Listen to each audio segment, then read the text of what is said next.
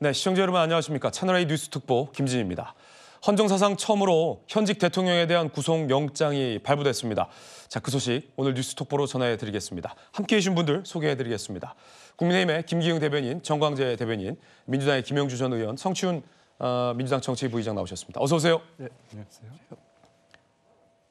네, 윤석열 대통령에 대한 구속영장이 발부되면서 서울 서부지법에서는 윤 대통령 지지자들이 법원 유리창을 깨고 진입하는 소요가 발생했습니다. 취재기자 연결하겠습니다. 배준석 기자, 지금도 윤 대통령 지지자들과 경찰이 대치 중인 상황입니까? 네, 지금은 현장 상황이 어느 정도 정리되면서 현재 소강 상태에 접어들었습니다.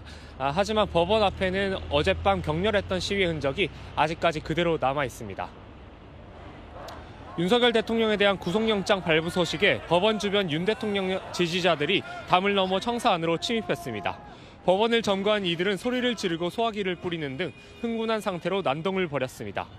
경찰과 대치하며 법원 벽면에 돌을 던지고 유리창을 깨기도 했는데요.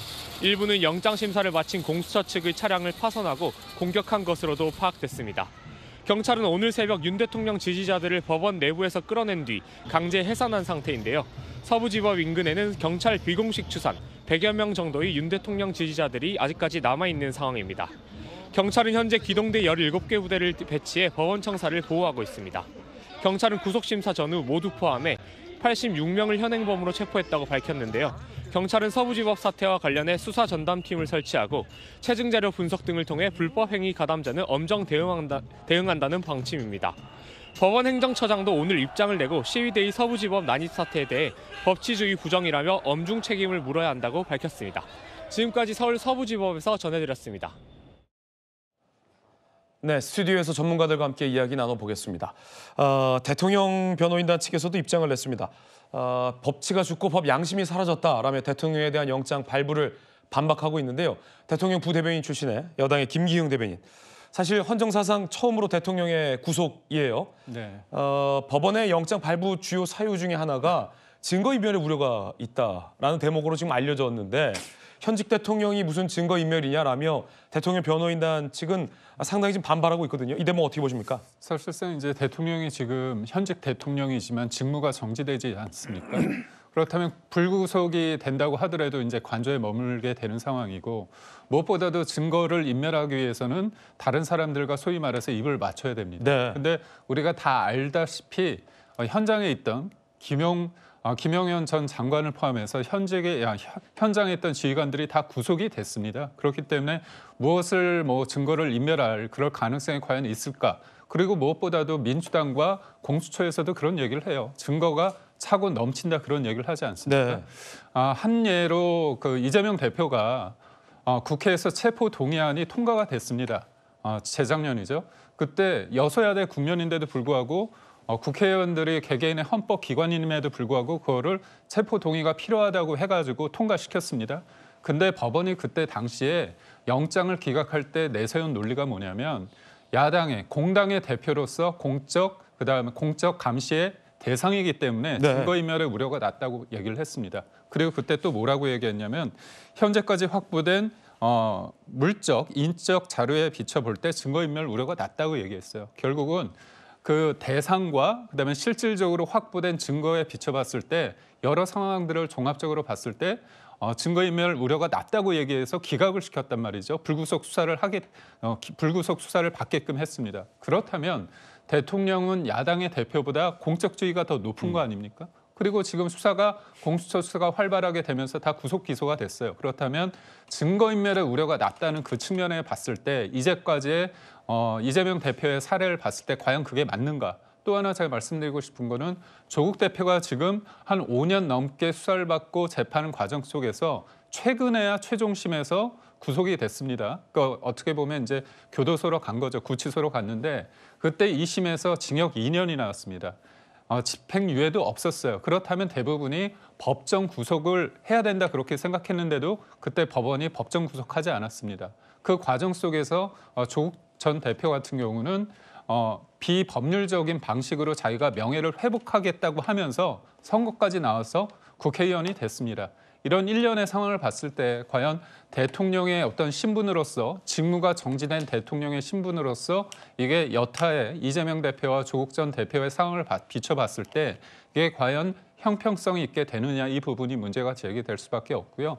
무엇보다도 예를 들어서 범죄의 어떤 상대적으로 범죄 소명이 이루어졌다거나 아니면 도주의 우려가 있다거나 이런 부분에 대한 언급은 전혀 없습니다. 그냥 예. 딱 한 줄 증거인멸의 가능성이 높다. 이걸 가지고 했을 때 뭔가 지지자들 입장이나 국민들 입장에서는 이게 뭔가 좀 형평성의 문제가 있지 않는가 예. 그런 생각을 할 수 있는 대목이지 않을까 그런 생각을 해봅니다. 자, 조금 전에 여당에서도 비상회의를 열고요. 입장들을 발표했습니다. 권영세 비대위원장 같은 경우도 야권 정치인들과의 어떤 수사의 공정성 문제를 제기한 바 있는데 국민의힘의 정광재 대변인 나오셨는데요. 예. 이를테면 이런 겁니다. 이재명 대표에 대한 구속영장도 기각이 됐는데 그때 김기영 대변인이 언급했던 것처럼 앞서 이제 조금 전 권영세 비대위원장도 그 문제를 거론했는데 제1야당 대표가 이제 공적 감시의 대상이기 때문에 이미 확보된 증거를 훼손하거나 인멸할 가능성이 없다며 구속영장을 법원이 기각하지 않았습니까? 네. 그런데 왜 이 현직 대통령에 대해서 증거가 차고 넘친다면서 이 공정한 잣대를 적용하지 않느냐라는 것이 지금 여권 쪽의 어떤 문제 제기인데 어떤 입장이십니까? 법 집행에 있어서 가장 중요한 건 형평성이죠. 네. 그러니까 이재명 대표와 관련한 이야기를 하지 않을 수가 없는 상황에 달하고 있다고 봅니다. 이재명 대표도 여러 재판, 특히 구속영장 그 심청과 관련해서 그 심사를 받을 때도 혐의가 일정 부분 소명됐음에도 불구하고 구속의 필요성을 느끼지 못한다고 해서 불구속 수사가 이루어졌었던 건데 지금 대통령과 관련해선 단지 증거인멸의 우려가 있다는 이유만으로 구속 수사가 이루어지는 겁니다. 이런 부분에 대해서 대통령을 지지하는 분이든 그렇지 않은 분이든 충분히 문제 제기를 할 수 있다고 생각합니다. 저는 증거인멸의 우려와 관련해서도 앞서 김기영 대변인이 잘 설명했지만 군경 지휘부 10명이 모두 구속 상태에 있습니다. 그리고 대통령의 직무는 완전히 정지되어 있는 상태인데 이런 상황에서 추가적인 증거 인멸이 가능한 것인가 이 부분에 대해서 법원이 지나치게 과한 평가를 했다는 생각이 들고요. 앞으로 이제 구속 적부심이라든가 대통령이 갖고 있는 방어권이 저는 뭐 행사돼야 된다고 생각합니다. 구속 적부심 과정에서도 과연 지금 구속 수사가 능사인가라는 부분에 대해서는 따져봐야 할 대목이라고 생각합니다. 예, 자 바로 이 대목이 지금 논란적인데요. 직무정지된 대통령이 어떻게 증거를 인멸할 수 있느냐라는 부분에서 여야의 입장이 조금은 다를 것 같습니다. 자 일단 김영주 의원님, 네. 구속된 대통령의 이제 영장 사유 중에 하나가 증거 인멸의 부분이 가장 크게 됐어요. 뭐 같은 혐의는 아니지만 이재명 대표가 영장 기각됐을 때는 증거인멸의 우려가 없다. 현직 대통령은 증거인멸의 우려가 있다라고 해서 한쪽은 구속이 기각되고 한쪽은 구속이 된 건데 탄핵이 된 특수 상황. 지금 여당의 반박은 탄핵이 된 대통령, 그래서 직무정지가 된 탄핵 소추로 직무정지가 된 대통령이 어떻게 증거인멸을 할 수 있느냐. 이 부분과 관련해서 지금 논쟁적인데 어떻게 보십니까? 뭐 그런 부분은 있겠죠. 지금 이제 20일 동안의 체포 기간을 구속 기간을 가진다라고 하는 부분이고 아마 그 이후에 탄핵 과정의 절차로 넘어가면서 그런 부분이 이제 기소 여부와 관련해서 실제로 헌법재판소 대통령도 그랬고요. 그 헌법재판소의 심리를 좀 정확하게 받을 수 있는 그런 보장들을 사법부의 헌재가 요청할 수도 있는 부분도 없잖아 있다라고 보여지고요. 다만 이제 이렇게 뭐 증거인멸만 갖고 나왔을 때는 사실은 지금 두 분 여당 측 패널들이 말한 것들이 일리가 있습니다. 그러나 이제 재판부가 판단한 것은 그 동안에 대통령이 보여주신 어떤 세 번의 어떤 그 공문에 대한 불응 그리고 1차 시기, 2차 시기를 거쳐야 되는 경호처의 대응.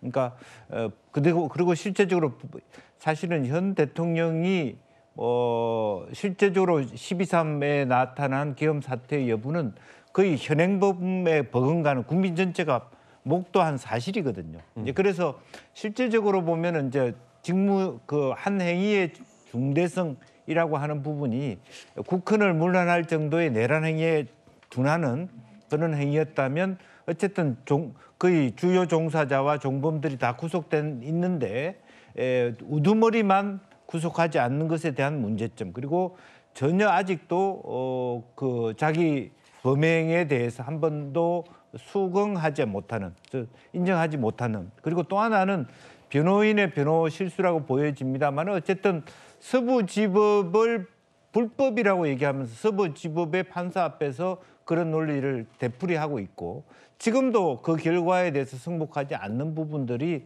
상당히 윤 대통령 측에는 불리하게 작용한 네. 것만은 사실이다. 저는 그렇게 보여집니다. 그렇군요. 지금 여당에서 지적하는 부분이 이 형평성인데 화면에 보고 계신 것처럼 성춘 부의장님, 예. 이재명 대표에 대해서는 범죄 혐의가 이제 소명된다라는 표현까지 나왔는데 제1야당 대표로서 방어권 보장이 중요하다라며 이제 영장이 기각됐고 조국 씨 같은 경우에는 1, 2, 3심 모두 다 실형. 그런데 1, 2심 실형이 나왔는데도 구속하지 않아서 뭐 총선까지 출마하지 않았습니까? 자, 왜 이렇게 잣대가 다른 거냐? 여당에서는 이런 문제 제기입니다. 어떻게 보십니까? 저희가 봤을 땐 잣대가 다른 부분이 전혀 없다라고 봅니다. 왜냐하면 조국 전 대표나 이재명 대표가 압수수색에 저항했습니까? 지금 윤석열 대통령이 보인 태도처럼 요새화해서 관절을 요새화한 다음에 압수수색도 못하게 하고 소환 조사에도 불응하고 체포영장 집행도 사실상 처음엔 저항하고 이런 모습 보였었습니까? 조국 전 대표, 뭐 정경심 교수 사무실 등등해서 다 압수수색 당했고요. 이재명 대표도 마찬가지입니다. 관련 집무실이나 이런 것들 다 압수수색 당했습니다. 그러면 그런 걸 통해서 자료나 이런 것들이 수사 자료가 확보가 됐기 때문에 추가적인 이 증거인멸의 우려가 없다. 왜냐하면 야당 대표가 그 상황에서 뭐 아까 다른 분들 말씀하신 뭐 다른 사람들과의 입맞춤이나 이런 것들을 할 수 없을 것이다라는 그런 거에 의해서 기각이 됐던 것인데 윤석열 대통령은 다르지 않습니까? 압수수색을 다 저항하면서 어떤 자료도 뺏기지 않았습니다. 모든 자료를 본인이 관저나 대통령 집무실에 있는 자료들 절대로 접근을 못하게 하고 있는 상황이고 거기에는 결정적 증거들이 있을 가능성이 매우 높습니다. 왜냐하면 지금 아까 줄줄이 구속됐다고 말씀하셨지만 줄줄이 구속된 그 사령관들과 김명현 전 장관과 그 사람들의 입장과 지금 윤석열 대통령 측 변호인의 입장이 다르거든요. 왜냐하면 나는 그런 명령 내린 적 없다. 사령관들이 거짓말하고 있다라고 얘기를 하고 있기 때문에 그런 것들은 뭐 비화폰은 대통령실에 있는 비화폰 서버를 확보해야 되는데 그것조차 접근을 못하게 하지 않았습니까? 그런 걸 비롯해서 이미 대통령은 작년 초부터 비상계엄에 대한 진지한 논의를 하고 있다라는 게 속속 나오고 있는 상황 속에서 대통령의 핸드폰 지금 10명 말고 구속되어 있는 10명 말고 다른 사람들과 계엄을 논의했을 가능성도 다분합니다. 그거를 위해서는 핸드폰도 확보해야 되고 대통령의 메모도 확보해야 되고 그런 것들을 확보하면서 비상계엄을 언제부터 준비했는지를 충분히 확보할 수 있음에도 불구하고 그런 것들을 다 저항했기 때문에 전 그렇기 때문에 법원에서 판단을 증거인멸의 우려가 여전히 있다라고 판단해서 구속을 한 거라고 봅니다. 저는 윤석열 대통령이 현직 대통령이 체포되고 구속되는 것 대한민국에 안 좋은 일이죠. 하지만 소환 조사에 응하고 압수수색에도 응했다면은 저는 오히려 국민 여론이나 야당에서도 이거 체포하고 구속해야 된다는 목소리를 내기는 좀 어려웠을 거라고 봐요. 네. 하지만 그거에 불응했기 때문에 지금 이 상황에 왔고 결국 이 상황은 윤석열 대통령이 자초한 거라고 봅니다. 네. 자, 그런데 지금 김기웅 대변인님, 여당에서는 이 구속과 체포영장은 다르다. 그러니까 체포영장이 발부된 사유로서는 뭐 관저에서 공수처의 수사에 불응했던 것 차원 때문에 체포영장이 발부될 수 있지만 구속영장은 사실은 형사소송법에 근거한 엄격한 기준이 있다라는 지적도 나오는데 가장 크게 고려되는 것이 이제 두 가지가 범죄의 중대성은 전제로 돼야 되고 거기에 이제 증거인멸과 도주의 우려인데 네. 이번 그 구속영장 발부에서 도주의 우려는 인정되지 않았는데 증거인멸의 우려가 구속의 사유로 지금 네. 꼽혔잖아요. 이재명 대표 같은 경우도 사실은 위증 교사 범죄 혐의잖아요. 범죄 혐의가. 네. 그러니까 위증 교사 자체가 사실은 증거인멸인데 그럼에도 불구하고 풀어줬다. 이 부분을 지금 여당에서는 계속 강조하는 것 같아요. 사실 그 위중교사 거짓말이 어떻게 보면 사법방해고 증거인멸과 같은 결을 가졌다고 해석할 수 있습니다. 그럼 이재명 대표 같은 경우는 전과 사범인데 거기에서 검사 사칭과 무고가 있습니다. 네. 그리고 위증교사 혐의로 지금 재판을 받고 있고요. 또 하나가 뭡니까?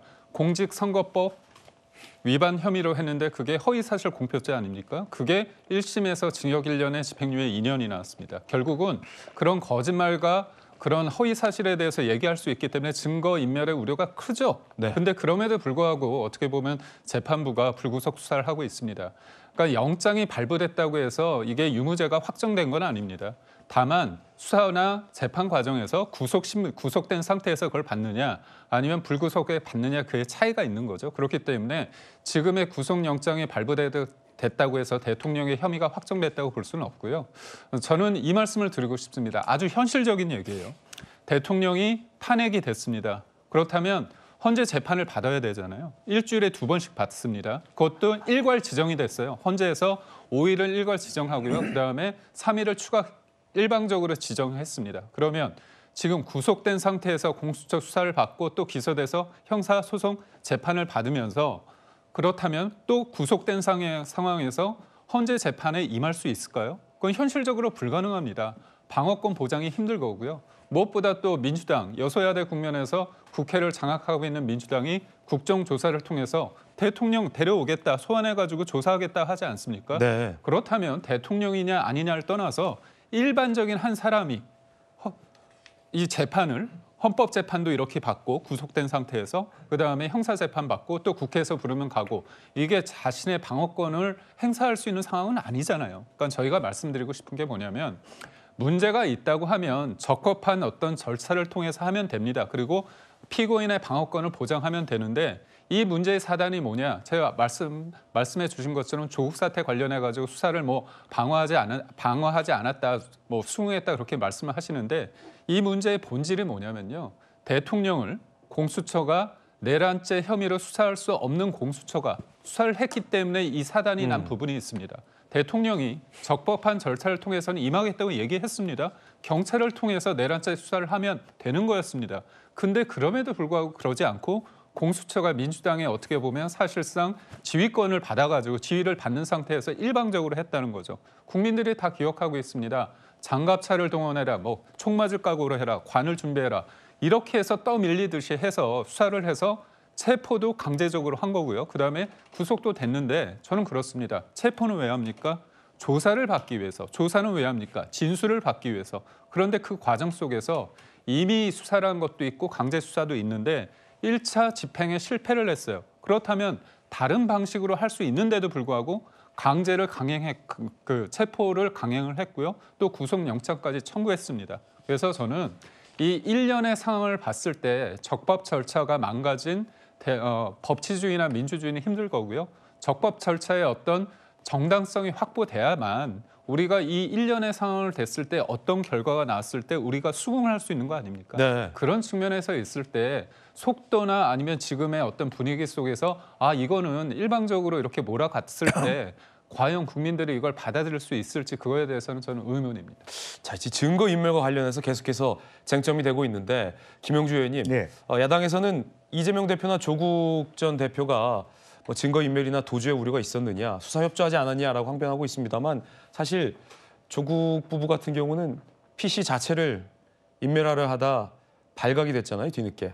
그럼에도 불구하고 1, 2심 실형이 선고됐는데도 구속을 시키지 않았단 말이죠. 그만큼 피의자의 방어권이 증거를 인멸하려 했고 실형이 나왔음에도 구속은 안 된다. 왜? 방어권이 보장돼야 한다라는 대목인 건데 그럼 국민들이 어떻게 봐야 하나요? 그런 조국 씨와 이런 윤 대통령에 대한 법원의 판단이 다른 이유를 우리 국민들은 좀 어떻게 받아들여야 될까요? 사실은 뭐 좀 그런 형평성에 대한 문제 제기를 하는 그런 국민들이 상당수 있을 것이라고 네. 생각합니다.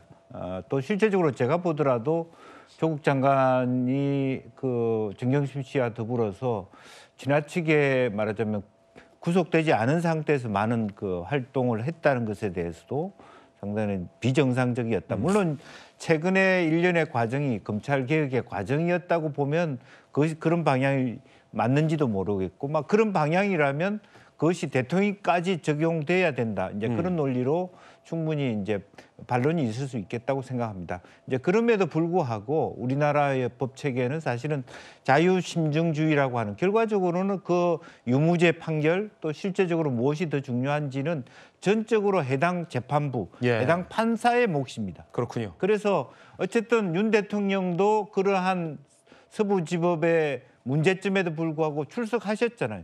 출석해서 40분 가까이 본인의 말씀도 하셨다면 그 결정이 어떤 결정이든 승복할 수 있어야 된다라고 생각합니다. 그러니까 똑같은 판사가 전혀 다른 재판의 결과를 냈다 그러면 굉장히 비난할 수 있지만 거의 비슷한 유형이지만 각기 우리나라의 법 체계는 기본적으로는 모든 것들이 그 관할 재판부의 판단에 따를 수밖에 없습니다. 다만 양형 기준에 있어서의 형량에 대해서는 그런 어떤 스탠다드가 있을 수 있겠죠. 그러나 그런 부분에 대해서는 어차피 리스크를 감수해야 된다. 네. 그런 말씀을 드릴 수밖에 없습니다. 그렇군요. 자, 공수처가 영장실질심사에서 대통령이 풀려나면 제2, 제3의 계엄을 저질 수 있다라고 주장한 것으로 전해지고 있습니다. 정광재 대변인, 결국 이 법원은 공수처의 이 같은 주장을 받아들여서 대통령을 구속한 걸로 보이는데 대통령이 풀려나면 2차, 3차 계엄을 할 수 있다. 전 그 부분은 모든 국민들이 쉽게 공감하기 어려울 거라고 봅니다. 지금 대통령 직무 정지 상태에서 대통령의 지시를 받아들일 만한 지금 공무원 우리 국가의 시스템 자체가 마련돼 있지 않다고 봅니다. 그리고 얼마 전에 뭐 박정훈 대령이나 이런 그 법원 판결에서 볼 수 있는 것처럼 이제 공무원사에서도 부당한 지시에 대해서 불복하는 것이 항명이 아니다라는 인식 정도를 충분히 확립하고 있기 때문에 지금 윤석열 대통령의 직무 정지 상태에서 더군다나 지금 지난번에 있었던 계엄 사태와 관련해서 군경지휘부 10명이 구속 수사를 받고 있잖아요. 예. 이런 상황을 목도하는 상황에서 대통령이 2차 계엄과 관련한 지시를 한다고 했을 때 군경 종사자들이 대통령의 지시를 따를 가능성이 있겠습니까? 이것은 너무 나간 그 공수처의 발언이라고 생각하고요. 사실 그 구속이 된 데에 대해서는 두 가지 문제를 집중적으로 검토했을 거라고 생각합니다. 네. 아까 이 범죄의 중대성이라는 건 과연 법적 처벌이 얼마나 이루어질 것이냐잖아요. 내란과 관련해서는 사형과 무기징역, 무기금고 이런 증형이 있기 때문에 이런 부분을 법원이 제일 많이 고려했을 것 같고 증거인멸과 도주 우려에 대해서는 계속해서 말씀드렸던 것처럼 증거인멸이나 도주 우려는 사실상 없다고 봐야 함에도 불구하고 첫 번째 기준 조건에 대해서만 너무 과하게 적용한 것이 아닌가. 그래서 이번 그 구속 상태를 받아들이는 윤석열 대통령 측에서도 반발할 수밖에 없는 빌미를 법원에서 제공한 건 아닌가라는 의문을 가져봅니다. 그렇군요. 풀려나면 제2, 제3의 계엄을 할 수 있는 확신범이다라는 어떤 표현까지 공수처가 썼는데요. 성춘부지장 이 대목은 어떻게 보십니까? 제2, 제3의 계엄까지는 제 개인적인 생각입니다만 쉽지 않을 것이다라는 생각합니다. 네. 아까 말씀하신 대로 이미 지금 그 부당한 명령에 대해서 이행했던 저항하지 않았던 사령관들은 줄줄이 구속됐고 아까 언급하신 박정훈 대령은 무죄를 선고받았기 때문에 그리고 마지막에 그런 분위기 속에서 사실 대통령의 체포영장이 집행되는 과정에서 경호처에 근무하는 직원들조차도 사실상 저항을 한 것 아니겠습니까? 위의 명령에 대해서 그런 것들로 봤을 때 2차, 3차 계엄은 어려웠을 것이다라는 저는 생각을 하는데 다만 구속되지 않은 상태에서 만약에 이 조사를 받게 됐으면 아마 지금 계속해서 윤석열 대통령 측이 하고 있는 지지층, 강성 지지층에 대한 자극, 감성적인 접근 이런 걸 통해서 지지층들을 그렇게 움직일 수 있거든요. 사실 어제 새벽에 우리가 목도했지만 어떤 일이 있었습니까? 이 흥분한 지지층들이 사법부를 대한민국 헌정사 최초로 사법부를 이렇게 강탈하고 침입하고 이런 것들을 모습을 보이지 않았습니까? 그렇게 사회를 혼란을 줄 수 있다. 저는 대통령이 뭔가 이런 2차, 3차 계엄의 위험성보다는 계속해서 이 사법 절차에 불복하는 모습, 지금 10전 10패라고 하거든요.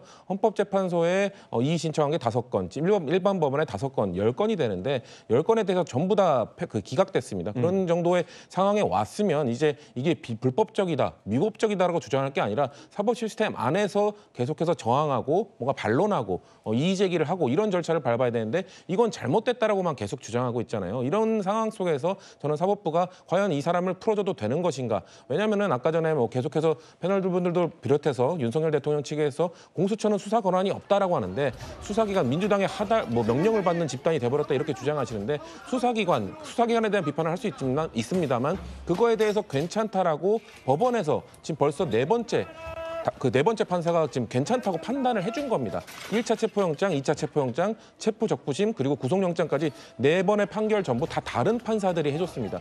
4번의 판사가 전부 이거는 공수처가 할 권한이 있고 이거 체포영장도 정당하고 이런 것들을 다 판결을 내려줬으면 이 정도면은 저는 시스템을 따라줘야 된다고 생각하는데 여전히 계속해서 이건 위법하다고 주장하는 거는 헌법 위에 군림하려는 대통령의 태도로 볼 수 있기 때문에 그런 것들이 종합적으로 고려되어서 저는 구속영장 발부로 이어진 게 아니란 거라고 보고 있습니다. 예, 잠시 후에 또 관련된 내용들 계속해서 집중 토론해 보겠습니다. 대통령 관저에도 직접 방문했었고요. 대구시장을 지냈던 권영진 의원을 조금 전에 제가 인터뷰했습니다. 과연 이 구속영장 발부 라는 엄격한 법적인 기준이 있는 것인데 그 기준에 맞는 구속영장을 발부라고 생각하시는지 여당 의원들의 생각도 한번 들어봤는데요. 권영진 의원의 이야기 들어보시죠.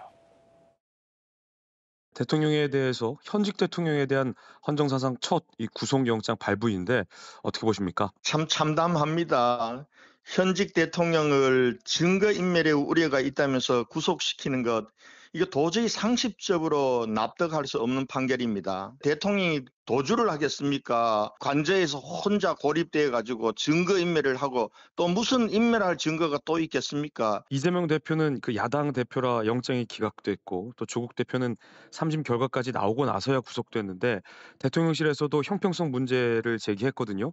의원님은 어떻게 보십니까? 완전히 형평성을 잃은 불공정 판결이죠. 특히 이재명 대표는 8개 사건에 12개 혐의로 5개의 재판을 받고 있는데도 불구속 상태에서 함부로 재판을 지연시키고 충분히 방어권을 하고 있잖아요.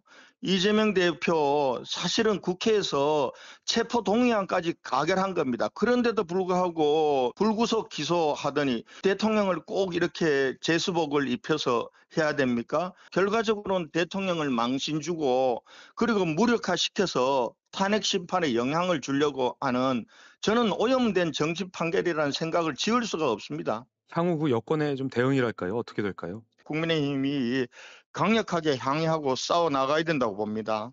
그러나 다만 지금 이런 문제를 다루어 갈 때 가장 소중한 가치는 비폭력 평화입니다. 지금 대통령께서도 제가 그제 만나 뵈었을 때 당신께서는 모든 걸 각오하고 계시다. 국민과 함께 할 수 있다면 나는 어떻게 되어도 괜찮다. 이렇게 말씀하시면서 국민들 걱정을 하셨는데요. 대통령의 뜻도 폭력은 아닙니다. 우리 윤석열 대통령 지지층들이 정말 평화적으로 폭력 없이 항의해 주실 것을 부탁드리고요. 우리 당은 집권 여당으로서 전국을 안정실 책임이 있습니다. 네, 권영진 의원과의 인터뷰였습니다. 김기현 대변인님, 네.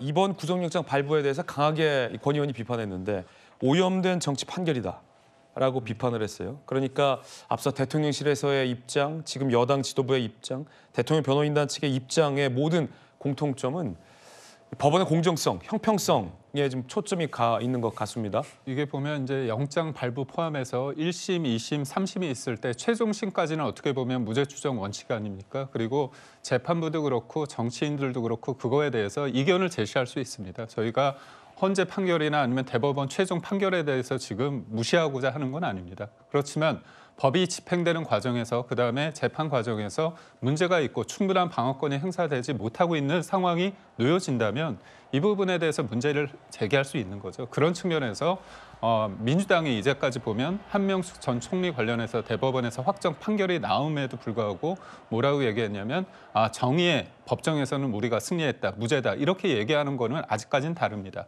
그렇지만 그럼에도 불구하고 이견을 제시할 때 폭력적인 방법이나 어떤 협박, 상대방을 위축시키는 그런 것들은 저도 분명하게 반대를 합니다. 그런 과정에서 국민의힘은 그 부분에 대해서는 엄중하게 어떻게 보면 문제 제기를 하고 그거와는 분명하게 선을 긋겠습니다. 하지만 저는 야당이 지금의 거리에 나오시는 분들을 아스팔트 우파, 구구, 소수의 어떻게 보면 지금의 법치를 부정하는 민주주의를 부정하는 세력이라고 국한되는 그 자체는 저는 동의할 수 없는 게요.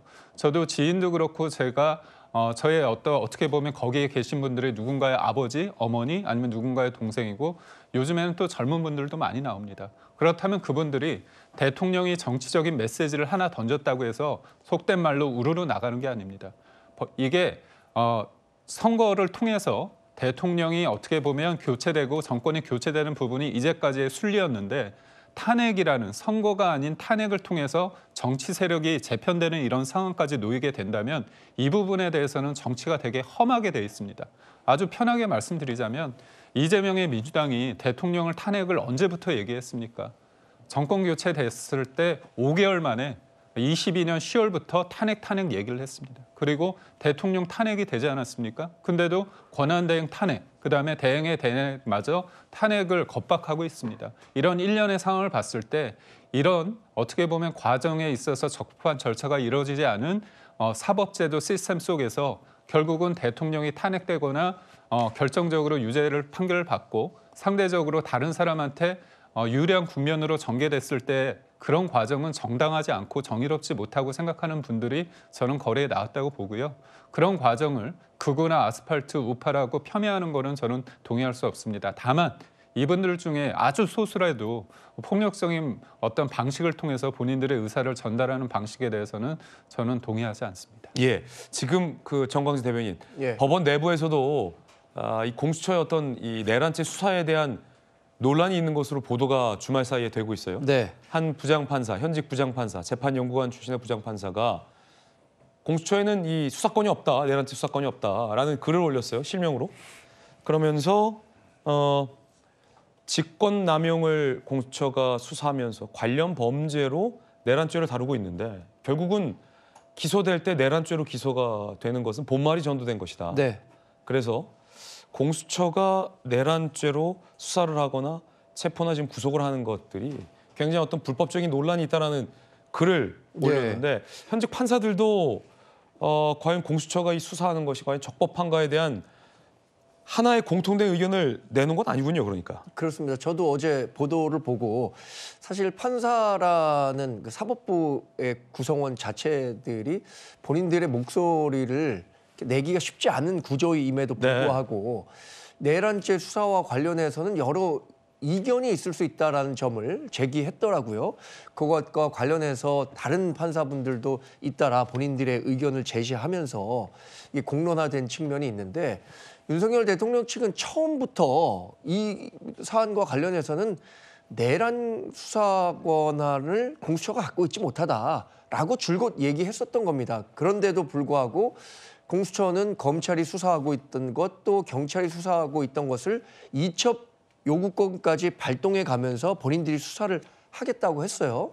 그런데 그 수사 과정만 놓고 본다면 공수처의 능력 부족, 수사 능력 부족을 지적하는 목소리가 많았고 지나치게 체포만을 목적으로 한 것 아니냐라는 국민적 반감을 산 것도 사실이잖아요. 예.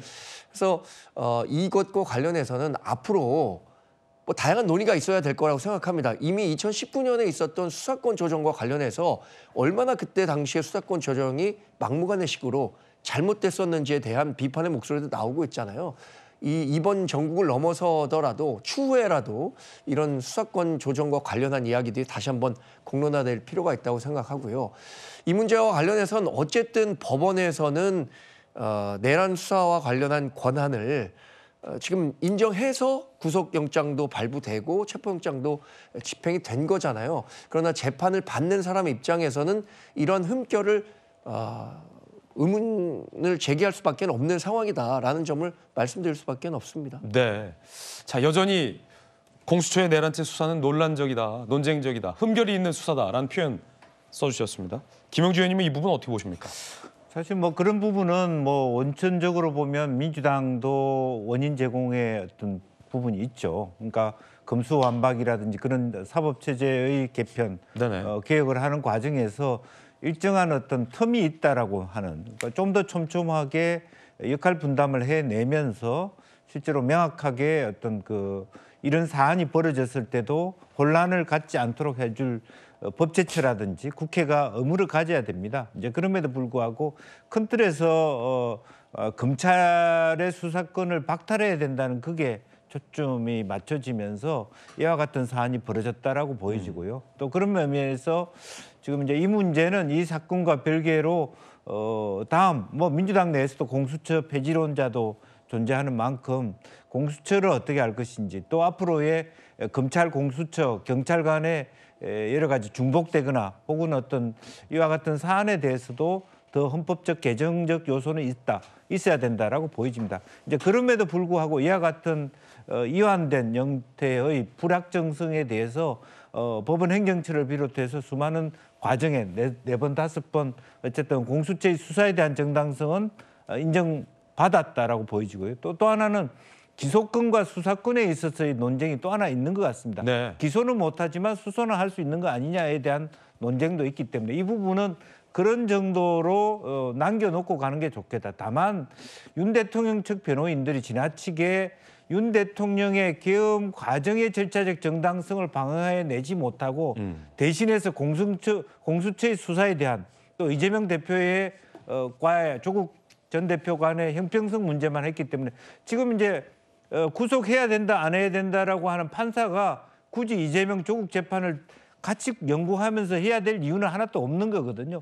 중요한 것은 행위자인 윤석열 대통령이 뭐 본인이 정당하다, 자기 권한 내에 있다 하지만 얼마나 계엄이라고 하는 사안에 대해서 적법하게 절차적으로 했는가라는 것을 가지고 싸워내지 못하고 있기 때문에 계속 지는 결과가 나고 있다. 이런 부분을 다시 한번 좀 볼 필요 있겠습니다. 네, 자 조금 전에 국민의힘 지도부가 비상대책 회의를 갖고 입장을 밝혔습니다. 들어보시죠. 직무가 정지된 이후 대통령은 사실상 가택연금 상태에 있었습니다. 단순히 전화기 하나 바꿨다고 증거인멸의 우려가 있다고 판단하는 것은 대단히 잘못된 일입니다. 재작년 이재명 대표의 구속영장 심사 시에 법원에서는 국회 체포 동의가 되었음에도 불구하고 구속영장을 기각했습니다. 또한 조국 전 의원은 2심에서 징역형 실형까지 선고받고도 법정 구속하지 않았습니다. 사법 절차는 고문줄 잣대가 돼서는 안 됩니다. 2020년 권순일 대법원의 이재명 선거법 위반 무죄 판결, 2023년 이재명 위증교사죄에 대한 구속영장 기각, 2024년 위증교사죄 1심 무죄 등 사법부는 결정적인 순간마다 이재명 민주당 대표에게 면죄부를 주었습니다. 이재명 대표는 제1야당 대표이기 때문에 증거인멸 가능성을 단정할 수 없다며 구속영장을 기각하였는데 직무가 정지되어 사실상 연금 상태에 있는 현직 대통령에 대한 구속영장이 발부된 것에 대해서는 국민들께 어떻게 설명하시겠습니까? 이제 아무리 정치권이 사법부의 결정을 존중한다 할지라도 국민이 사법부의 공정성을 신뢰할 수 없는 지경에 이르게 된 데 대해서는 비애감마저 느낍니다. 사법부의 공정성과 신뢰성은 땅에 떨어졌습니다. 자, 성춘 부의장님, 지금 여당 그 지도부 말씀 이야기 들어봤는데 어떻게 보십니까? 그러니까 뭐 자꾸 이제 야당 이재명 대표에 대한 언급을 계속 하고 있는데 저는 뭐 정치적 레토릭으로서 저런 공격은 뭐 할 수도 있다고 생각합니다만 아까 말씀드린 것처럼 저렇게 말씀을 하셔봐야 국민들이 봤을 때 이재명 대표는 수사를 받고 있고 재판을 받고 있고 이런 상황이기 때문에 이걸 거부했던 대통령과는 좀 차이가 있을 것이다라는 말씀을 드리고 싶고 그리고 저는 국민의힘 지도부가 계속해서 뭔가 이 사법부의 신뢰를 무너뜨리는 발언은 좀 전 지양해야 된다고 봅니다. 왜냐하면 윤석열 대통령 측에서는 변호인 측에서는 계속해서 뭔가 사법부, 지금 대한민국의 사법 시스템 전체를 지금 부정하는 듯한 발언들을 계속 해왔지만 그리고 대한민국의 집권 여당이 그런 발언을 이어가면 안 되죠. 그런 사실 윤석열 대통령이 처음에 체포영장이 발부됐을 때는 서부지법에 있는 그 영장 발부 판사의 성향을 문제로 들면서 뭔가 이 사법부의 신뢰를 실추시켰는데 그 이후에 다른 판사가 발부했을 때는 이제 그냥 그 성향이 아니라 그 서부지법 자체를 이제 부정하기 시작했거든요. 그 이후에 중앙지법에 그래서 체포적부심 청구를 하지 않았습니까? 그 이후에는 또 뭔가 중앙지법에 대해서는 부당성을 얘기하지 않았습니다. 왜냐하면 계속해서 중앙지법에서 해야 된다는 주장을 했기 때문에 중앙지법에 있는 판사가 그랬을 때는 뭔가 그거에 대해서 그 개인 뭐 다른 의견을 내지 않았죠. 근데 이미 그 단계까지 가기 그 과정 속에서 윤석열 대통령 측과 국민의힘이 사법부의 신뢰를 엄청나게 실추시켰기 때문에 그 서울중앙지법에서 그 체포적부심 기각한 판사에 대해서 보수 지지층에서 어떻게 했습니까? 그 사람 뭐 잡히면은 참수하겠다라는 그 끔찍한 발언들을 하면서 아주 자극한 것이거든요. 그 이후에도 저렇게 오늘 국민의힘 지도부가 뭐 사법 시스템이 무너졌다든지 사법부의 신뢰를 실추시킨 게 지금 누군지를 정확히 얘기하지 않고 사법부의 판단 하나만 놓고 또 사법부를 저렇게 괴롭히는 발언들을 하게 되면 전 지지층을 계속 자극하게 될 것이다. 어제 있었던 그런 새벽에 있었던 폭동보다도 더한 것들이 있을 수 있는데 오히려 아까 저는 김기영 대변인께서 잘 말씀해 주셨지만 국민의힘 지도부가 그런 폭력적인 방식에는 절대 그러면 안 된다라는 말씀을 해주셔야 되는데 저런 입장, 정치적 레토릭을 하면서도 그거에 대해서는 좀 명확하게 해주셨어야 됩니다. 근데 사법부의 신뢰를 실추시키면서 그거에 대해서는 언급을 안 했다는 것은 지지층을 더 자극하는 발언이 될 수 있기 때문에 저는 매우 부적절한 논평이었다고 보고 있습니다. 네, 권영세 비대위원장이 이 메시지를 내는 말미에 폭력적인 것은 동의할 수 없다라며 지지층에게 폭력을 자제할 것이란 요구를 밝히기도 했습니다. 그 부분은 저희가 이제 편집으로 네. 전해드리지 못했지만 사실관계 때문에 정확하게 말씀드리겠습니다. 김기웅 네. 부대변인. 이재명 대표가 그렇게 그 구속영장 발부가 기각이 됐을 때 언론에서 뭐라고 표현을 했냐면 유권 무죄, 무권 유죄라고 했습니다. 결국은 그 당시에 여소야대 국면에서 굉장히 강력한 권한을 행사하고 있지 않습니까? 우리가 볼 때는 대통령이 굉장히 힘이 셀 것 같지만 입법국가이기 때문에 국회에서 다수당을 점하는 야당 대표의 힘이란 건 대단한 겁니다. 그러니까 뭐 29번의 탄핵까지 다 거침없이 하고 있는 거 아닙니까?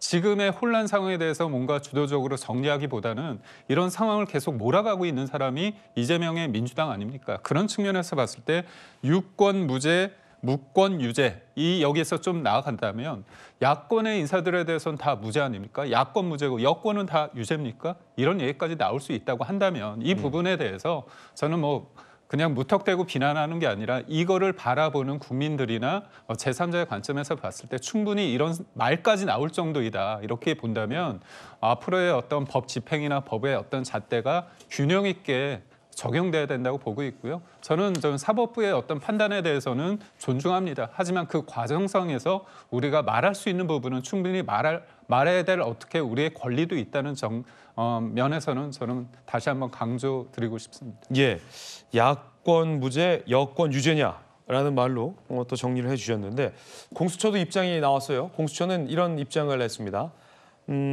구속영장 발부는 범죄 혐의 소명이 전제다. 라고 공수처가 또 입장을 냈는데 정광재 대변인님, 네. 법원이 영장을 발부한 사유와 공수처의 해석이 조금은 다른 것 같은데요. 이미 마치 뭐 범죄 혐의가 다 판명됐다 이런 식으로 공수처가 얘기하는데. 사실 법원은 증거 인멸 우려에 관한 점을 들어서 구속영장을 발부를 했는데 공수처는 이게 범죄가 소명됐다는 것을 전제로 했기 때문에 구속영장이 발부됐다. 이런 식의 언론 플레이 또 여론전을 하고 있는 것 같아요. 네. 공수처는 법을 집행하는 기관이지 이렇게 언론이나 여론을 활용해서 자신들의 정당성을 강조해야 하는 것이 아닙니다. 그런데 이 수사 과정에서 보면요. 공수처가 이렇게 법적인 절차보다도 언론이나 여론전을 통해서 대통령 측을 압박했던 경우가 굉장히 많았던 것 같아요. 가장 비근한 예로 55 경비단 이야기 뭐 안 할 수가 없을 것 같습니다. 네. 관인을 찍어서 그 경찰과 공수처가 진입한 것을 허락했다라고 했는데 실제로 55 경비단 단장은 본인에게는 최종 허가권이 없으니 경호처장에게 허락을 받으라고 했다는 거 아닙니까? 그럼에도 불구하고 정당한 법 집행이라는 것을 강조하기 위해서 55 경비단이 공수처와 경찰의 관저 진입을 허용했다. 이렇게 얘기하는 것 자체도 사실 여론을 이용해서 윤석열 대통령 측을 압박하겠다라는 뜻으로밖에 해석해 볼 수 없는 거거든요. 예. 공수처가 이렇게 다른 일반적인 합리적인 국민들의 의심을 살 만한 행동을 해서는 안 된다고 생각합니다. 그 재판과 관련한 어떠한 흠결도 없어야 재판을 받는 사람도 그 재판의 결과에 수긍할 수 있는 거거든요. 그런 측면에서 공수처의 이번 그 범죄 소명이 됐기 때문에 구속영장이 발부됐다라고 판단했다는 것은 대단히 유감입니다. 예, 이 대목이 향후 좀 논란이 될 것 같은데 김영주 의원님, 네. 사실 대통령은 이 헌재에서 탄핵 심리를 받고 있고 또 공수처의 내란죄 혐의에 대한 수사를 받고 있는 건데 아직 뭐 하나 결론이 나지 않은 상황입니다. 그러니까 계엄의 어떤 적법성은 헌재에서, 그것이 대통령직을 탄핵할 만한 사유인지에 대한 판단은 헌재에서 받는 것이고, 계엄이 곧 내란인지 야당 주장처럼 계엄이 곧 내란인지 아니면 계엄이 설사 위법적이더라도 내란은 법적으로 적용되지 않는지에 대한 사실은 수사와 재판을 공수처와 또 지금 법원에서 받게 되는 거잖아요. 또 공교롭게 최근 야당이 헌재의 어떤 탄핵 사유 중에서 내란죄를 철회했어요. 자, 그 마당에 공수처에서 구속영장 하나 발부된 것인데 내란 범죄가 소명됐다라는 입장을 낸 것에 대해서 지금 여당에서 반발하고 있는데 어떻게 보십니까? 저는 이제 공수처가 그렇게 말했나 하는 의심이 들 정도의 내란 범죄가 소명됐다라고 하는 부분은, 다만 이제 오히려 역으로 저는 윤 대통령 변호인 측이 내란 범죄 소명에 집중하지 못했다. 그런 부분 분명히 있는 것 같습니다. 그러니까 실제적으로 이재명 대표하고 비교해 보라. 혹은 오죽했으면 그랬겠냐. 대통령께서도 실제적으로 그 내란 범죄 과정의 적법성을 하나하나 설득해내지 못하고 오죽하면 어떤 그 배경을 이룬 부분에 집중한 것이 사실은 잘못된 변론이었고 사실은 그것은 판사들의 관심 사항이 전혀 아니다라고 하는 부분이고 그런 것을 공수처가 강조하고 있지 않느냐 저는 그렇게 이해하고 있고요. 이것은 단순히 우리도 알다시피 조사와 재판을 구속 상태에서 받느냐 아니냐에 대한 문제일 뿐입니다. 근데 이 부분에 대한 의미 부여가 마치 구속 수사 자체가 유죄를 인정한다 그렇게 보는 것도 과한 것이죠. 네. 사실은 구속돼 있지만 내란 말하자면 재판과 관련해서는 다투어 볼 여지가 있는 거죠. 이제 그런 면에서 공수처도 너무 지나치게 오버할 필요는 저는 없다고 생각하고 네. 다만 이제 법원 그러니까 헌법재판소가 이 부분도 한번 좀 들어보지 않을까 싶습니다. 아까 말씀이 있었습니다만은 굉장히 타이트하게 헌법재판소의 심리를 해야 되는데 구속 상태의 심리라고 하는 것이 과연 적절한 판단인가에 대한 우리 사회의 어떤 여론과 내용은 있을 수 있겠다라고 보여지고 다만 그럼에도 불구하고 소위 말하면 자기 자신을 보호하는 방어권의 문제는 사실은 뭐 지금 이제 미결수 그 수용동에 있어서도 변호사 접견이라고 하는 변접을 통해서 얼마든지 방어할 수 있고 이미 변호사단이 꾸려져 있기 때문에 그걸 과도하게 강조할 필요도 없다. 저는 그렇게 봅니다. 예. 자, 석동영 변호사가 그제 지지자들에게 이런 메시지를 냈습니다. 경찰과 공수처가 오히려 반란 행위를 하고 있다. 들어보시죠. 이것은 오히려 지금 경찰이나 공수처가 대통령에 대해서 반란 행위를 하고 있는 거죠. 이 지금 경찰과 공수처가 일종의 이것이 저는 쿠데타이다.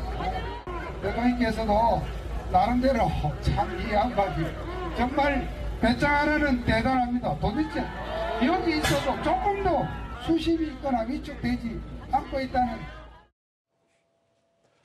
자, 지금 발부된 영장은 내란죄 의혹입니다. 혐의입니다. 대통령은 대통령으로서 비상계엄을 한 것이 어떻게 곧 내란이 되느냐라며 반발하고 있고요. 야당에서는 국회를 장악하려 하지 않았느냐라며 내란죄가 맞다라고 주장하고 있습니다. 자, 그러면서도 또 헌재 탄핵 심리에서는 그 사유로서 내란죄를 철회해서 야당도 지금 논란이긴 합니다. 윤 대통령 측은 석방 이유는 차고 넘친다. 그러면서 대통령이 직접 사실은 영장실질심사에도 참석을 해서 40분간 직접 진술을 했는데 그 내용이 이렇습니다. 비상계엄의 이제 정당성을 대통령이 설명을 했고 내란의 의도가 없었고 내란죄도 불성립한다라는 주장을 40분간 직접 진술을 하고 거기에 더해서 이제 5분간 마무리 발언도 있었는데 자, 성춘 부의장님. 예, 그러니까 비상계엄이라는 것은 대통령의 고도의 통치 행위다라는 주장을 계속해서 하고 있는 것이거든요. 지금 좀 전에 우리가 영상을 봤던 석동영 변호사는 어제 서부지법 앞에서 그 대통령이 이제 출석할 때 그 출석하기 직전에 어떤 말을 했었냐면은 대통령이 얼마나 많은 고뇌 속에서 이런 결단을 내렸겠느냐. 대통령, 국가 원수인 대통령의 그런 고뇌에 찬 결정에 대해서 일반 국민이 가타부타 판결을 내리는 건 부당하다는 얘기를 했어요. 이거는 대한민국 삼권 분립이 되어 있는 법치주의 국가를 부정하는 발언이거든요. 저는 지금 대통령의 발언 역시 이와 일맥상통한다고 생각합니다. 대통령, 국가 원수는 잘못을 할 수 없습니까? 이 대통령제 국가라는 이 시스템을 세팅했던 미국의 건국의 아버지들이 이 제도를 세팅할 때 뭐라고 했었냐면은 국가 원수는 잘못을 할 수 없다라는 이 왕정 국가의 금원을 우린 깨트려야 된다. 대통령도 잘못하면 탄핵이란 제도를 통해서 끌어내릴 수 있어야 된다. 왜냐하면 대통령이 왕이 아니기 때문이다. 국민이 왕이다. 이런 발언들을 했었거든요. 마찬가지입니다. 대통령이 잘못했고 그런 통치 행위를 했을 때 뭔가 법적, 헌법적 근거가 없으면 잘못했기 때문에 탄핵 심판도 받고 뭔가 법적 심판을 받아야 되는 겁니다. 그런데 지금 석동현 변호사는 그거를 국가 원수의 행동이기 때문에 고뇌에 찬 결단이기 때문에 판결을 내릴 수 없다. 판결을 내려서 안 된다는 입장을 견지하고 있는 것이고 윤석열 대통령 역시 본인이 법을 위에서 법 위에 군림하면서 잘못된 행동을 했음에도 불구하고 이거는 법에 안 써여 있다 하더라도 나의 통치 행위이기 때문에 너네들이 이건 심판할 수 없는 것이다라는 입장을 견지하고 있는 것이거든요. 전 저거는 매우 심각한 태도라고 생각합니다. 예. 이 정도 상황까지 왔으면 대통령과 변호인단은 법리적으로 이걸 어떻게 싸울지를 고민을 해야 되는데 자꾸 감성적으로 정치적으로 이거를 접근하면서 저런 발언들을 쏟아내면서 지지자들을 자극하고 있는 것이거든요. 저는 아까 석동현 변호사 우리가 봤던 그 영상에서 지지자들 앞에서 하는 발언들은 저는 폭동을 선동하는 것과 다름없는 발언이다. 그렇기 때문에 저런 식으로 접근할 게 아니라 이제 법리적으로 좀 싸우시라는 말씀을 드리고 싶습니다. 예, 대통령 측에서 저런 이제 반응을 보이는 이유는 이유는 뭐 계엄의 적법성을 따지는 것이 아니라 현직 대통령에게 내란죄를 적용했기 때문에 거기에는 동의할 수 없다라는 아마 취지일 텐데요. 정광재 대변인님, 예. 이게 내란죄인지 이 부분이 지금 가장 큰 쟁점이잖아요. 이게 내란죄인지 야당에서 헌재에 사실은 이 탄핵 사유로 내란죄를 처리하지 않았습니까? 그런데 국민의힘 여당 내부에서 대통령 탄핵 소추 표결에 찬성했던 의원들도 내란죄를 철회하는 대통령 탄핵 표결이었으면 나는 찬성 안 했을 거다라는 입장을 보이는 분들도 있잖아요. 또 하나가 그제 야당이 이제 주도로 통과시킨 내란 특검법에 대통령은 내란과 외환죄가 있다라고 사실 뭐 정동영 의원 등이 외환죄가 너무 농도 짙다. 외환죄 혐의가. 그래서 대북 확성기나 대북 전단도 다 외환 행위다라고 적시를 했다가 전문가들이 사실은 반발을 하니까 야당이 통과시킨 특검법 내용에는 또 슬쩍 외환죄를 뺐단 말이에요. 그러면 내란과 외환이 이렇게 중요하고 중대하면 왜 자꾸 야당이 빼는지 국민들 입장에서 좀 물어볼 수밖에 없을 것 같은데 어떻게 보십니까? 그런데 탄핵이 얼마나 졸속적으로 진행되고 있는가라는 부분에 대한 문제 제기를 할 수 있는 근거를 야당 스스로 계속 만들어내고 있는 거 아닌가라는 생각이 듭니다. 결국에는 헌법재판소에서는 내란과 관련해서 어떻게 판단을 할지 모르겠어요. 사실 내란은 형사법에 의해서 제가 예상해 보건데 적어도 한 2, 3년은 걸려야 최종 3심까지의 결과가 나올 만한 사안이라고 생각합니다. 결국에는 헌법재판소는 계엄의 정당성, 그러니까 계엄이 절차적으로 내용적으로 헌법을 위반했느냐 안 했느냐를 갖고 판단할 것 같습니다. 이 부분과 관련해서는 윤석열 대통령 측에서 충분히 법리적인 근거들을 마련해서 헌법재판소를 설득시킬 수 있다면 탄핵 인용이 되지 않고 기각되는 것이고 그렇지 못하다면 뭐 인용이 될 것이라고 생각합니다. 이건 뭐 우리가 헌법재판소의 판단 결과를 기다려봐야 할 수밖에 없을 것 같고요.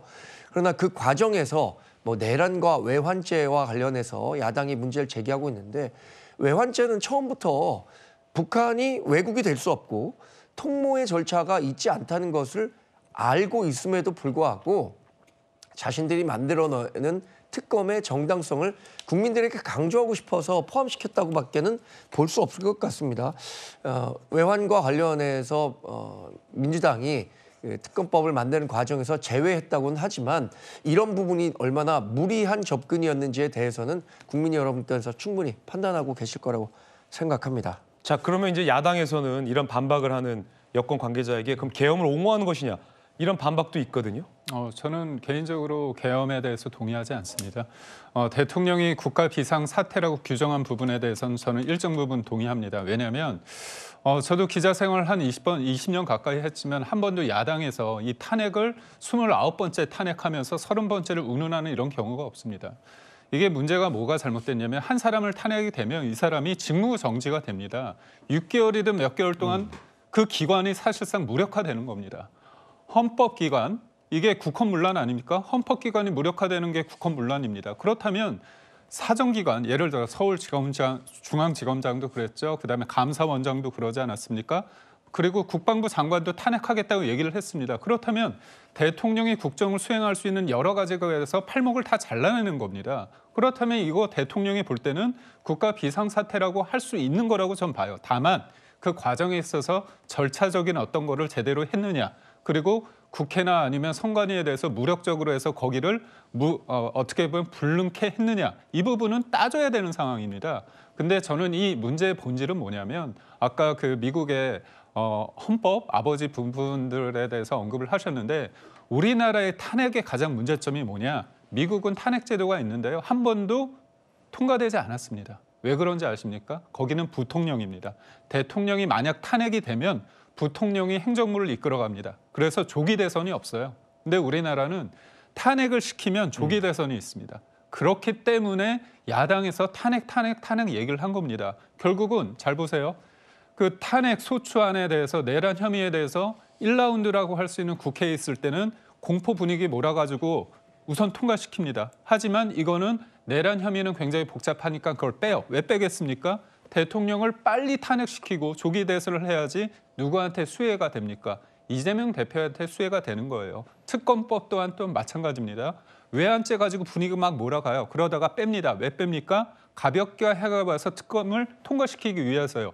특검을 통과시키는 이유는 뭡니까? 사실상 사람들이 공수처 수사에서 다 기소돼서 20일 재판이 되면 특검을 할 이유가 없습니다. 사실상. 그런데도 왜 하느냐?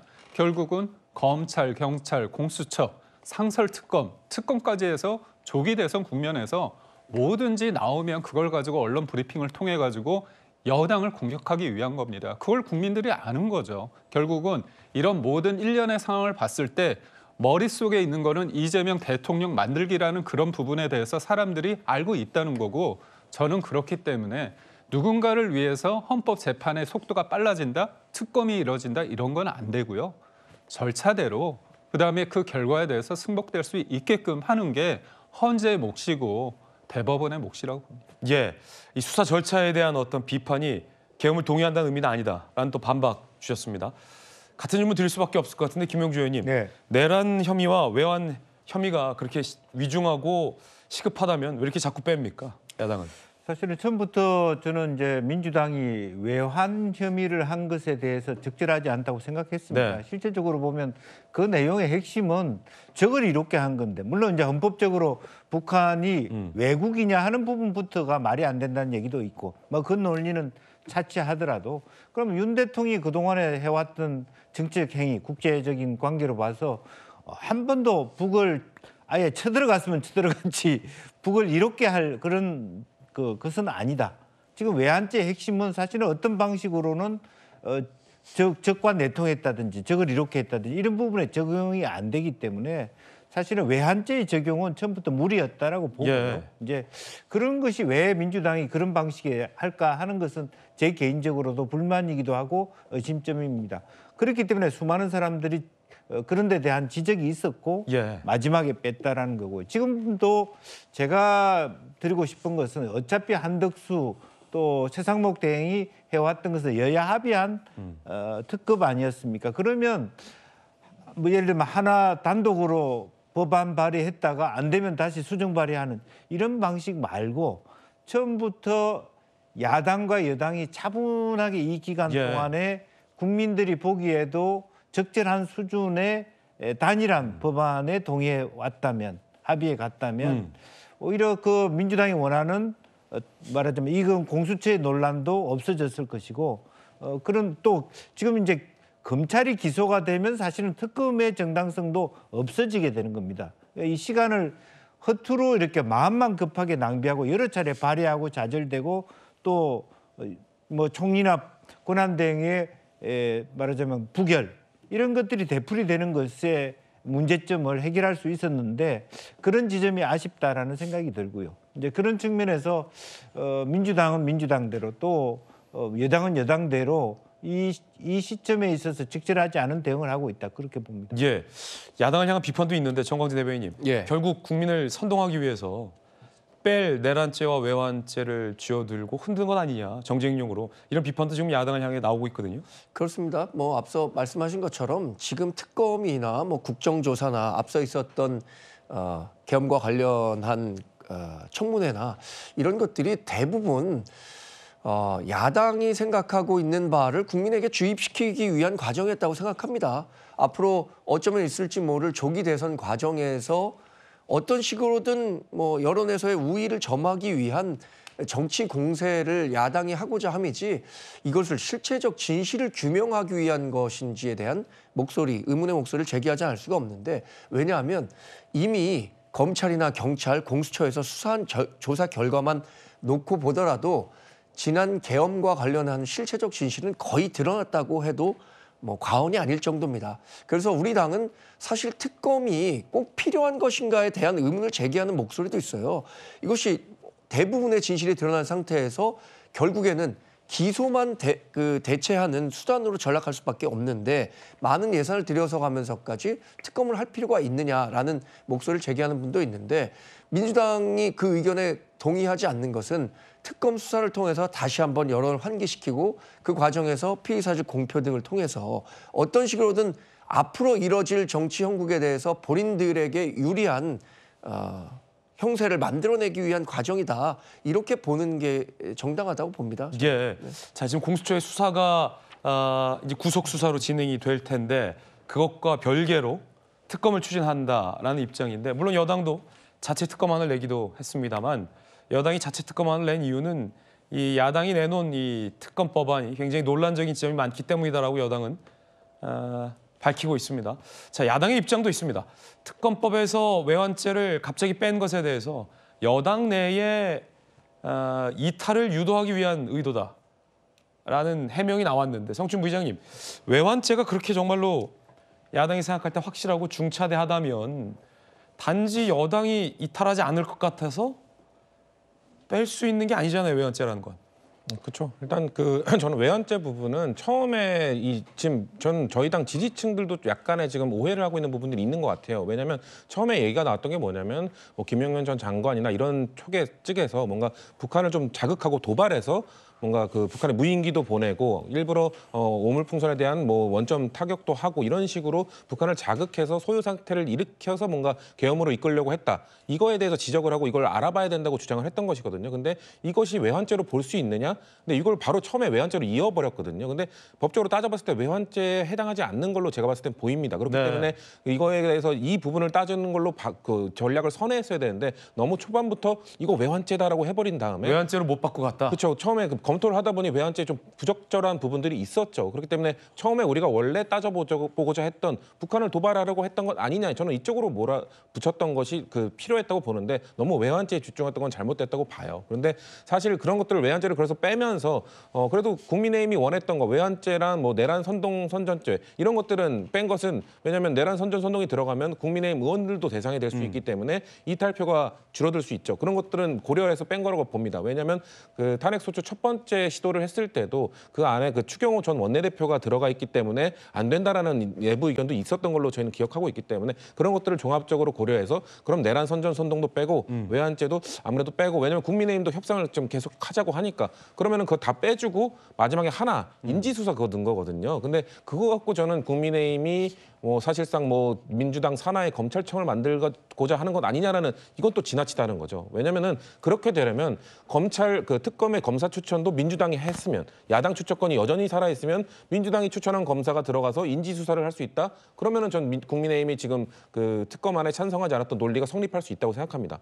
하지만 민주당이 특검 추천 권한을 버렸잖아요. 제3자 추천, 공정하고 중립적인 검사가 들어가서 특검 검사가 들어가서 혹시나 인지할 수 있는 인지된 별건의 사건이 인지되면 그거에 대해서도 해야 되는 거 아니냐라고 하면은 저는 그 사람이 민주당의 명령을 듣는 사람이 아니라 매우 중립적으로 공정하게 할 수 있는 사람이기 때문에 그런 부분에 그런 이유로 뭔가 그 특검을 마지막으로 반대한 국민의힘 논리는 잘못된 것이다. 하지만 외환죄를 그리고 내란 선전 선동 이런 거 뺀 것은 민주당의 약간의 차가 미스도 저는 분명히 있다고 봅니다. 네, 결국 하지만 야당은 공식적으로 인정은 안 해요. 내란 선전 선동과 외환죄가 검토해보니 아닌 것 같아서 뺐다라고 인정은 하지 않고 있어서 그 부분은 당의 입장도 좀 제가 설명을 해드리겠습니다. 김영주 의원님, 야당 주장대로라면 헌재가 대통령에 대한 탄핵 여부에 대해서 재판을 하고 그것과 별개로 공수처가 내란죄에 대해서 구속 수사를 하게 되고 또 그것과 또 별개로 특검이 또 수사를 해야 된다. 외환죄는 뺐습니다만 외환 기타 등등에 대해서 수사를 한다. 수사가 되게 많은데 혹시 야당이 자기들이 만들었지만 공수처를 좀 못 믿어서 그러는 건 아니냐라는 여당의 비판도 있거든요. 공수처를 믿고 안 믿고의 문제가 아니고 실제로 보면 실제로 특검이라고 하는 것을 통해서 민주당이 생각하는 것은 일정 정도 여당을 와해시키는 부분도 있을 수 있다. 그러면 특검 주장은 정치적 목적이라는 말씀이십니까? 정치적 목적의 주장도 조금은 있다라고 보여지고요. 왜냐하면 공수처를 통해서 관련된 범죄 혐의가 지금 다 수사가 된다는 방침인데. 그리고 그런 의미에서 사실은 이게 솔직하게 말씀드리면 특검에서 실질적으로 더 규명할 게 별로 없을 거라고 보여지고요. 그럼 특검하면 안 되잖아요. 또 하나는 지금 이제 검찰이 기소를 할 거 아닙니까? 기소를 하면 훨씬 이것은 검찰 위주의 더 상세한 재판과 수사 과정이 있을 것 같고요. 이미 200페이지 쪽 정도 된다라면 충분히 주요 종사자들에 대한 수사 기록이 다 있고 재판이 지금 시작되고 있지 않습니까? 사실은 특검해야 그러니까 실제로 보면은 거기에 대한 어떤 비용 대비 결과물들은 크게 네. 예측하기 그러니까 기대할 게 별로 없을 거라고 보이지고 결과적으로 저는 특검까지 갈 수 없을 거라고 봅니다. 예. 실제로 보면 최상목 권한대행이 그게 동의할 이유도 없고 지금 현재 여야 합의가 이루어지지 않은 상태에 있는 거고 민주당이 마음만 급하고 있기 때문에 그것을 무작정 계속적으로 밀어붙인다고 될 수 있는 부분은 아니라고 보고 네. 이 정도의 부분이라면 사실 이제부터는 조금 여야가 어떤 그런 데 대한 공세를 줄이면서 헌재 중심으로 또 수사가 좀 늦더라도 아마 헌법재판소법에 그런 것도 있을 수 있을 텐데 차분히 헌재의 결정들 그리고 네. 기존에 뭐 구속 적부심을 하게 되겠습니다만은 구속 상태에서 최대한 헌재에서 자기 방어권을 가지고 이 여건 속에서 대통령이 자기 방어권을 행사할 수 있도록 배려해 주는 것이 지금으로서는 혼란된 국정을 그나마도 차분하게 운영하는 여야 정치권이 해야 될 도리다. 저는 그렇게 봅니다. 여당을 향한 비판의 여론도 큰데요. 공수처와 헌재 수사와 심리에 대한 대응도 여당이 잘 못하면서 무슨 자체 특검을 또 발의하느냐라는 논란도 있습니다. 지금 야당의 어떤 특검에 대해서는 여당 입장이 굉장히 오락가락이에요, 정광재 의원님. 야당이 주장하는 특검은 특검의 필요성이 없다. 그리고 특검에 뭐 독소 조항이 많다라고 하지만 국민의힘이 자체적인 특검을 또 추진한다고 밝혔잖아요. 이건 저희가 말하는 자체 특검은요. 아까도 말씀드렸지만 저희는 사실 특검이 필요하지 않다고 생각하는 분들도 많은데 예. 지금 국회 내에서의 역학 구조를 고려했을 때 민주당이 이렇게 본인들만의 의견을 담은 특검을 밀어붙였을 때 우리가 그것을 어디까지 막을 수 있느냐라는 부분에 대한 고민 때문에 그런 최악의 특검을 막기 위한 차악의 특검이라도 마련해야 하는 것 아니냐라는 얘기예요. 그러니까 지금 민주당이 이렇게 특검 공세를 했을 때 최상목 권한대행이 분명히 거부권 행사할 수밖에 없을 거라고 생각합니다. 거부권이 행사된 이후에는 다시 재표결 과정을 거치게 되는데 재표결 과정에서 200명 이상, 그러니까 우리 당에서 8명 이상의 이탈표가 생기면 특검이 민주당이 발의한 게 통과하게 되는데 이 부분을 지금 권성동 원내대표도 현실적으로 고민하지 않을 수밖에 없는 거거든요. 그러니까 이것을 막기 위해서라도 우리만의 자체 특검을 내놓겠다. 그렇다면 정말로 민주당이 특검에 대한 진정성, 실체적 규명을 위한 특검의 의욕이 있다면 우리 당이 주장하는 특검 받아들이면 됩니다. 그런데 그러지 않고 본인들만의 특검이 옳다라고 하는 것은 독선이고 오만이라고 봅니다. 그거 역시 어쩌면 실체적 규명에 대한 진실보다는 정치 공세를 위한 특검 성격을 민주당이 스스로 그런 의심을 사고 있는 것 아니냐라는 말씀을 드리는 겁니다. 결국은 여야의 속내가 모두 다 비싼 예산을 들여 만든 공수처의 수사를 신뢰하지 못하기 때문에 특검을 여야 모두 운운하는 건 아니냐라는 지점도 생각해 볼 대목이 있을 것 같은데 만들려면 제대로 만들지 여야가. 김규 대변인님, 속내는 야당도 공수처가 못 믿었고 여당도 공수처를 못 믿으니 특검하자는 거 아니냐는 거예요. 처음에는 못 믿었죠. 그래서 이제 민주당이 공수처장을 국회에 불러다가 탄핵 시킬 수 있다는 그런 식으로 약간 압박을 넣습니다. 근데 공수처장이 대통령이 체포되고 나서 출근할 때 미소를 짓더라고요. 저는 그렇습니다. 본인이 수사기관의 장이기 때문에 여튼 뭐 수사를 하기 위해서 본인들이 생각할 땐 체포했다는 그런 마음에서 만족할 수 있지만 그래도 대통령을 체포하는 게 국민들이 봤을 때는 그건 굉장히 무거운 상황 아닙니까?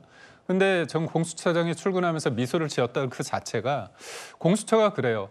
어떤 대통령을 체포하고 구속되는 게 공수처의 어떤 조직의 어떤 존재의 이유가 돼서는 안 되는 거 아닙니까? 근데 다분히 공수처는 이거에 대해서 속된 말로 혈안이 돼 있습니다. 이게 정답이 정해져 있어요. 그런 과정 속에서 제가 볼 때는 민주당에서는 속이 좀 시원할 것 같아요. 공수처장이 열심히 했다고 생각할 것 같습니다. 그런 측면에서 지금은 공수처를 누구보다도 믿고 싶을 겁니다. 하라는 대로 하니까. 그런 측면에서 봤을 때 야당 같은 경우는 공수처를 못 믿어서 특검을 하겠다는 건 아니고요. 지금에서는 민주당식의 어떤 국정을 어떻게 보면 국정을 운영하는 한 축일 수 있는데 이제까지 탄핵 아니면요. 특검이고요. 특검 아니면 고발이었습니다. 그리고 간혹 법을 내요. 그 법이 뭐냐. 이재명 대표의 사법 리스크를 완화시킬 수 있는 위인 설법만 냈습니다. 결국 그런 측면에 있을 때 과연 야당이 진상 규명, 진실이 무엇인지를 알고 싶어서 하는 것인가, 아니면 계엄과 탄핵 정국에 있어서 본인들의 어떤 정치적 자산을 넓히기 위한 하나의 수단으로 특검을 규정하고 있는가, 그런 생각을 해봅니다. 대통령 지지자들 사이에서 서부지법을 난입하는 소요도 일었습니다. 그 장면 보시죠.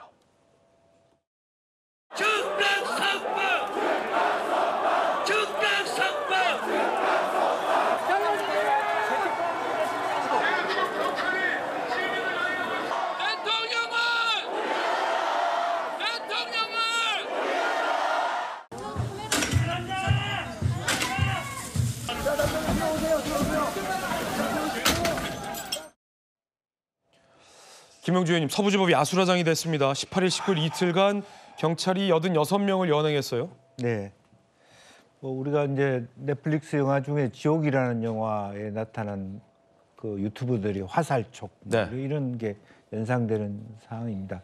많은 유튜브들도 있고 저런 흥분된 상태에서 정말 있어서는 안 되는 일들이 있었다라고 하는 부분이고, 이 부분에 대해서는 어쨌든 재판의 결과 여부를 떠나서 여야 정치권이 똑같은 목소리로 이것은 있어서는 안 되는 일이다라고 얘기를 해야 되고요. 또 너무 경찰에 대해서 과잉 진압이다 이렇게 얘기하는 것은 좀 자제될 필요가 있겠습니다. 물론 경찰도 너무 지나치게 과잉 진압을 해서도 안 되겠습니다만, 사실 외국에서의 공권력은 이거보다 훨씬 심하게 진압합니다. 이제 그런 면에서 특히 이제 보수적 입장에서 봤을 때, 보수라는 측면에서 봤을 때 국가의 공권력이 굉장히 더 중시돼야 되거든요. 어떤 결과라도 대통령께서 직접 그 재판에 참여하고 자기 입장을 밝히신 만큼 결과를 존중해 달라라고 석동현 변호사나 대통령 측이나 실제로 여당도 말씀해 주시기를 저는 간곡히 바랍니다. 그러니까 민주주의 국가에서 자기 의견을 표출할 수 있고 시위할 수 있습니다만은 그야말로 서부지법 자체가 마치 반헌법적 기관처럼 그렇게 치부해버리는, 대통령께서 계속 그런 식으로 서부지법의 판결에 대하여 문제제기해왔고, 말하자면 반헌법 또 뭐 어떤 그런 용어들을 계속 쓰고 있다는 것은 굉장히 위험한 상태에 도달해 있다. 그런 상태에서는 국민 그 대통령을 지지하는 사람들이 저렇게 행동하는 것, 또 지난번 뭐 미국 대선에서도 그렇게 의사당 난입 같은 일들이 우리나라에도 똑같이 벌어지고 있다는 것에 대해서 윤 대통령도 책임을 가져야 된다. 저는 그렇게 생각합니다. 성춘 부장님. 글쎄요, 저는 저분들이 지금 특히 저 성조기 들고 나오신 분들한테 이 기사를 돌려드리고 싶은데, 지금 미국 국무부에서 어제 윤석열 대통령에 대한 이 체포영장 발부에 대해서 법치주의에 대한 공동의 약속을 재확인한다라는 입장을 표명했습니다. 과연 지금 그렇게 폭동을 일으킨 분들이 이런 미 국무부의 입장을 보고 과연 또 계속 성조기를 들고 나올지 되묻고 싶고요. 저는 이런 과정들이, 저렇게 나온 분들이 윤석열 대통령과 국민의힘에서 계속해서 뭔가 이 사법부에 대한 신뢰를 실추시켰기 때문에 저게 나온 거라고 봅니다. 윤석열 대통령의 체포영장이 집행될 때 짧은 영상을 찍어서 올렸었죠. 거기서 불법에라는 표현을 썼습니다. 뭔가 이 체포영장 집행되는 것은 다 불법이다라는 그런 말씀을 하신 것이거든요. 저는 체포영장에 집행되는 과정이나 그런 거에 대한 뭐 위법성 이런 거 있을 수 있죠. 그러면은 그런 것들 따지는 것도 다 헌법 절차 안에서 해야 되는 것이고요. 그런 것들이 체포 구속영장에 대한 적부심 청구 이런 것들, 아니면은 체포 과정에서 뭔가 문제가 있었다. 그러면은 이의 신청, 이 두 가지 절차가 모든 국민들에게 보장되어 있습니다. 대통령도 그 절차 속에서 저항을 하고 불복을 하고 그런 걸 한 다음에 그게 받아들여지지 않았을 때는 그 사법 시스템을 인정하고 그 결과에 대해서 순응하겠다라고 하고 재판에 임해야 되는 건데, 계속해서 이건 잘못됐다, 불법이다라고 본인이 할 수 있는 모든 저항 절차를 끝냈음에도 불구하고 계속 그런 메시지를 내니까 저분들이 봤을 때는 이건 잘못된 거다. 서부지법은 법원도 아니다. 사실 체포영장 처음 때부터 서부지법은 지금 좌파 판사들로 가득한 서부지법이 돼버렸어요. 앞으로 만약에 이 보수 성향의 지지자들이나 이런 사람들이 재판을 서부지법에서 지금 받을 수 있게 되겠습니까? 이 사법부의 신뢰를 실추시킨 이 국민의힘과 전 윤석열 대통령 측에 통렬한 반성이 있어야 된다고 생각하고요. 저렇게 하신 분들 형사법 절차에 따라서 지금 어긴 법들이 너무 많아서 일일이 열거하기도 힘든데요. 그런 것들에 대한 따끔한 뭔가 저는 법의 절차, 법의 집행이 이루어져야 저런 행위들이 다시 없을 거라고 생각합니다. 예, 자 대통령 측 입장이 이 대목에 대해서 나왔어요. 소개해드리겠습니다. 법원 폭력 사태 현실에 목 놓아서 울고 싶은 심정이다라며 시민들도 평화적으로 대응해야 된다라는 입장, 대통령 측의 입장이 나왔습니다. 자 대통령 부대변인이었던 김기영 대변인, 이건 또 어떤 메시지일까요? 목 놓아 울고 싶은 심정이다. 평화롭게 시민들도 대응해야 된다. 어떻게 보면 이런 상황에 대해서 이견은 제시할 수 있는데 이런 폭력적인 상황이 연출이 되다 보면 어떤 선의를 가지고 했던 어떤 목소리가 왜곡될 수 있는 거 아닙니까? 그리고 전체적인 목소리가 어떤 폭력적인 상황을 한 분들로 인해서 왜곡될 수 있는 부분에 대해서 좀 참담한 상황인 것 같고요. 저도 최종적인 결정에 대해서는 존중하지만 그 과정 속에서 이견은 법 테두리 내에서 저는 이루어져야 된다는 부분을 좀 말씀드리고요. 어제의 상황, 오늘 새벽의 상황 많은 분들이 보셨기 때문에 앞으로는 여러 가지의 어떤 소위 말해서 집단 지성이라고 할까요? 사람들이 생각하고 얘기하는 와중에 있어서 분명히 좋은 방향으로 균형추가 맞춰질 거라고 저는 생각됩니다. 네, 법원이 구속영장을 발부함에 따라 이 대통령은 이 구치소에 정식 입소 절차를 거치게 됩니다. 3평 남짓의 독방에 수감될 이 전망인데요. 자, 일단 뭐 구치소 입소 절차를 좀 한번 보시겠습니다. 이곳이에요. 3평 독방. 예, 대통령이 수감될 예정입니다. 서울구치소 독거실인데 화장실이 딸려 있는 이 독방이고요. 매트리스, 접이식 매트리스와 TV, 책상 세면대 등이 있는 3평 남짓의 독방에 대통령은 정식으로 수감이 되게 됩니다.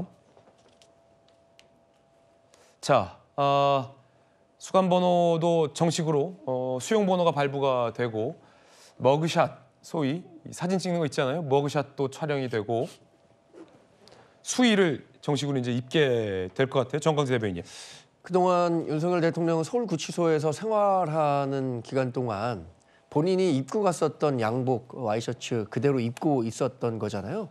아마 본인은 지금 공수처가 수사하고 있는 권한에 대해서 계속해서 문제를 제기했기 때문에 부당한 수사였다라는 측면, 또 본인은 구속영장 발부 과정에서 구속영장이 발부되지 않고 다시 관저로 돌아갈 수 있을 것이다라는 의지를 또 본인 또는 지지자들에게 보여주고 싶었기 때문에 본인이 갖고 있었던 옷을 그대로 입지 않았나 싶습니다. 그러나 이제 구속영장이 발부되면서 미결수용 수영복으로 환복을 하게 되는데 대통령이 느끼게 되는 참담한 마음이 굉장히 클 것 같아요. 네.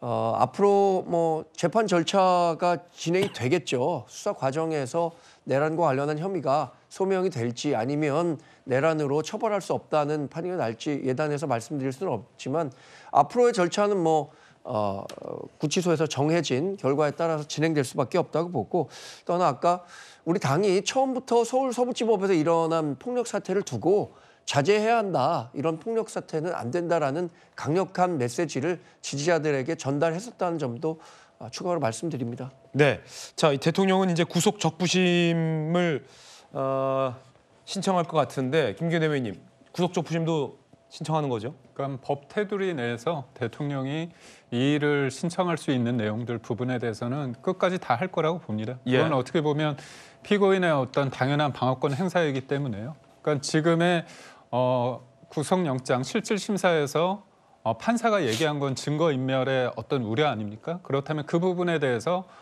왜 우리가 증거인멸의 가능성이 낮은지 그런 부분에 대해서 명확하게 좀 준비를 해서 그 부분에 대해서 집중적으로 좀 호소하는 전략이 되지 않을까 싶습니다. 자, 이 체포적부심도 한 차례 청구한 바 있다가 중앙지법이 이제 기각을 했는데 체포와 구속은 또 다른 측면이기 맞습니다. 때문에 구속적부심에서 다퉈볼 쟁점은 어떤 것들이 있을까요? 그러니까 예를 들어서 우리가 체포적부심에서 기각이 됐기 때문에 이거 매번 이렇게 해도 다 기각되는 거 아니냐, 그런 식으로 이제 어떻게 보면 민주당에서 얘기를 하고 있는데요.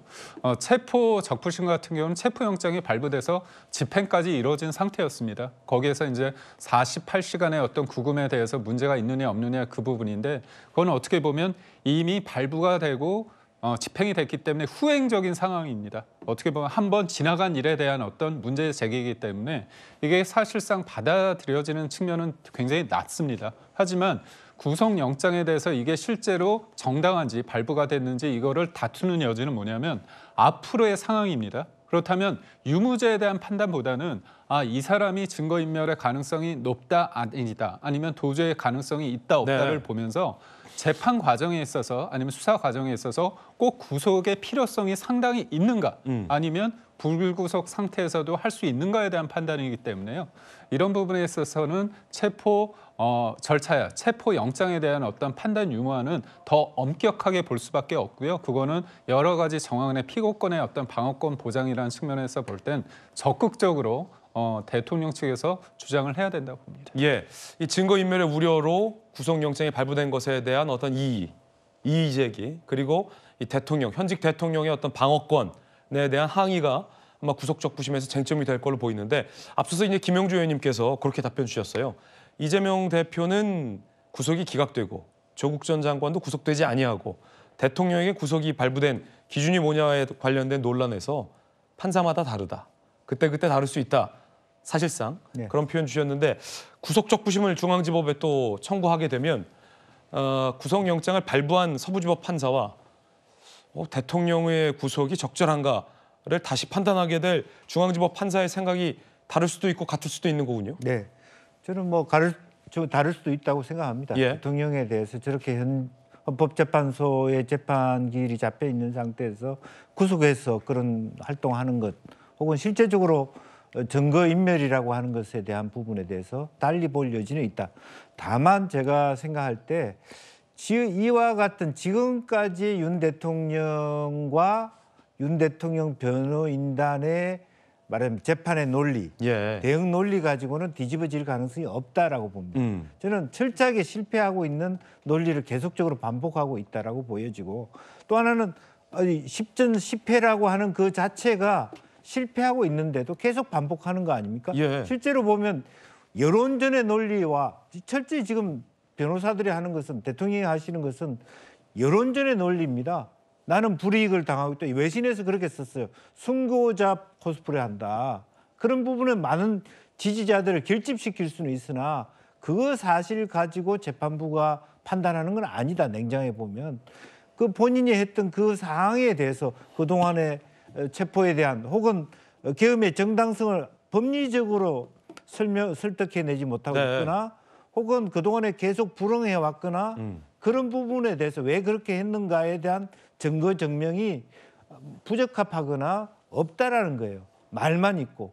이제 그렇게 했을 때 똑같이 누가 새로운 재판을 하더라도 결과는 달라질 수 있지만 지금과 같은 재판 전략으로는 다른 결과를 나타내기에 부족하다. 저는 그렇게 생각하고 있습니다. 본질적인 것에 집중을 해야 한다라는 말씀이셨고요.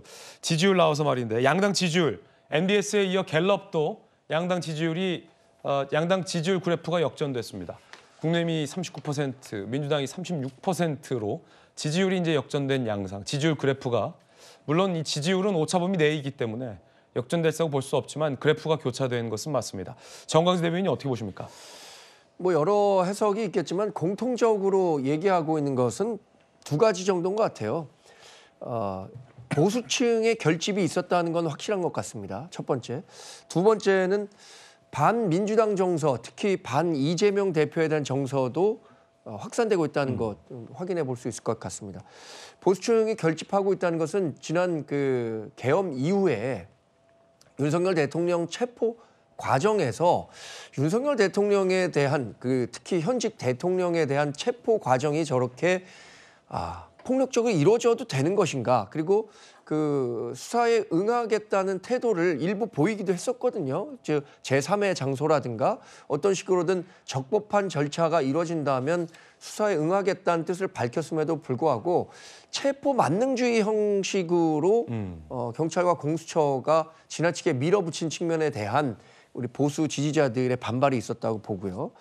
다른 하나는 민주당이 29번 탄핵했고 뭐 여러 특검 공세들 그리고 한덕수 국무총리 즉 대통령 권한대행 시절에 있었던 무리한 탄핵에 대해서 지금 입법 권력을 가진 민주당이 앞으로 어쩌면 있을지 모를 조기 대선에서 집권할 경우에 거의 민주당을 위한 대한민국이 되는 것 아니냐라는 부분들에 대한 걱정들을 보수 지지자들뿐만 아니라 중도에 계신 분들도 시작한 게 된 거 아닌가라는 판단을 해봅니다.